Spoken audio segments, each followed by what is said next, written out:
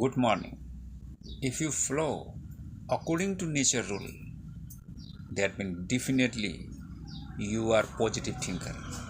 यदि प्रकृतिको नियम अनुसार तपाईँ चल्नुहुन्छ तो सम्झनुस् तपाईँ सफल व्यक्ति हो, तपाईँ स्वस्थ व्यक्ति हो, तपाईको हरेक डिसिजन सही हो। दुख, बिमार, समस्या, परेशानी केही क्षणको लागि आउँछ तर तपाईमा टिक्न सक्दैन, किनकि तपाईले प्रकृतिलाई अपनाउनु पर्छ। प्रकृति नै परमात्मा हो। परमात्मालाई देख्ने कुनै साधनै छैन।